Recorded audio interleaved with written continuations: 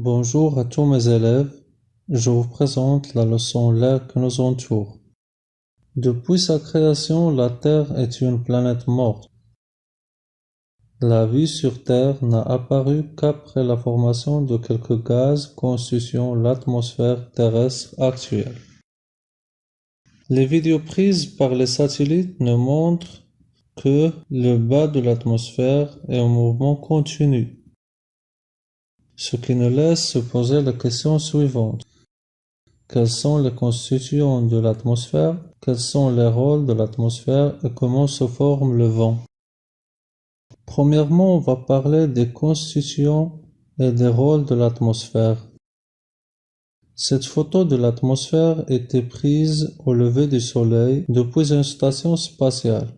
Entre le sol et l'espace extérieur, plusieurs zones colorées apparaissent. Rouge, orange, des bleus de plus en plus foncés jusqu'au noir absolu. Ce qui signifie que les constituants de l'atmosphère sont répartis en plusieurs couches. La couche la plus basse de l'atmosphère est la troposphère. Elle se situe entre 0 et 15 km au-dessus de la mer, avec une épaisseur de 15 km.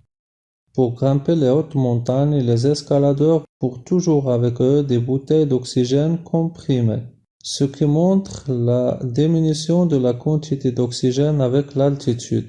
Alors, cette couche va être la plus riche en dioxygène, ce gaz qui est nécessaire pour la respiration de tous les êtres vivants. La troposphère est la partie la plus dense de l'atmosphère, car elle contient la plus grande quantité de la vapeur d'eau et d'air atmosphérique. Pour cela, c'est le siège de toutes les perturbations atmosphériques.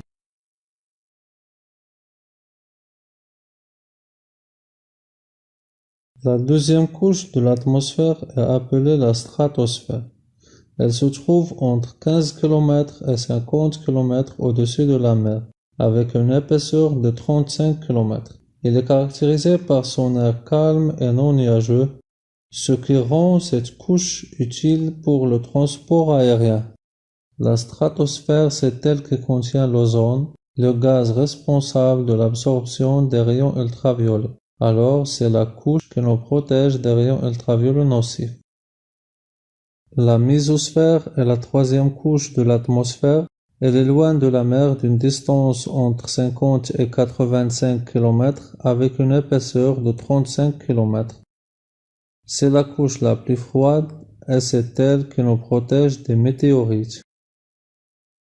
On appelle la dernière couche de l'atmosphère la thermosphère.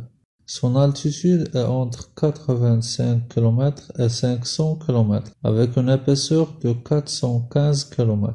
C'est la couche la plus chaude et en plus c'est elle qui assure la bonne diffusion des ondes sonores. Alors, elle va jouer un rôle essentiel dans le domaine de la radiocommunication. Dans cette couche, au-dessus du pôle Nord et des pays scandinaves, elle se passe l'aurore polaire. C'est un phénomène spectaculaire dont le ciel est décoré par des lueurs colorées.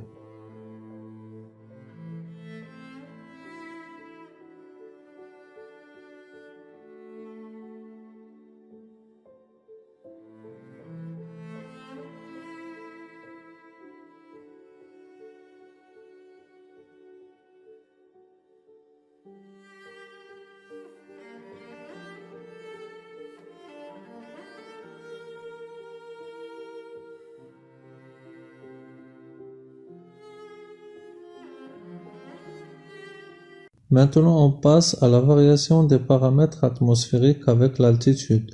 Parlons de la température. Elle passe de 17 degrés à moins 56 degrés. Après de moins 56 degrés à 0 degrés. Ensuite de 0 degrés à moins 90 degrés.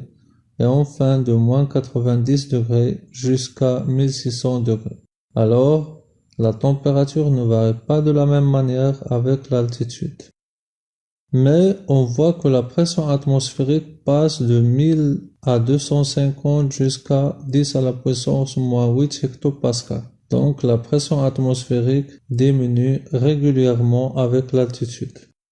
Dans la deuxième partie de cette leçon, on va parler des mouvements de l'air dans l'atmosphère, afin d'expliquer la formation du vent. Premièrement, on va étudier l'influence de la température de l'air sur son mouvement. Pour réaliser cette expérience, on a besoin d'un bec Bunsen et d'un moulin à vent. Lorsqu'on allume le bec, le moulin commence à tourner.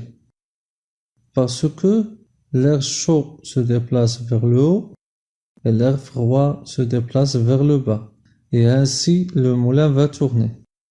De cette expérience, on tire les deux cas de mouvements verticaux de l'air.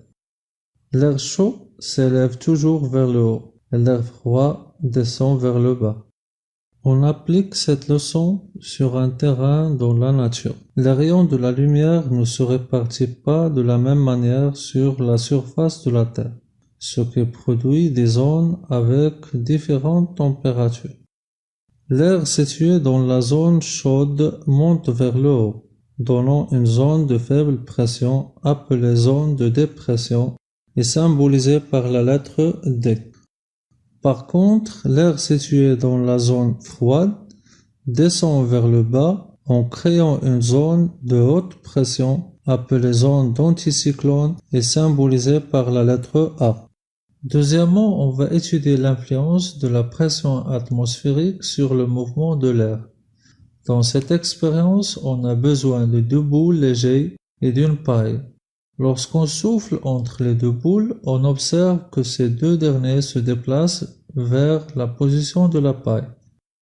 Dans l'endroit où on souffle, l'air se déplace, sa quantité diminue et par conséquent, la pression de l'air entre les deux boules devient plus faible que celle de l'air qui les entoure, ce qui permet à l'air de pousser les deux boules vers la zone de faible pression.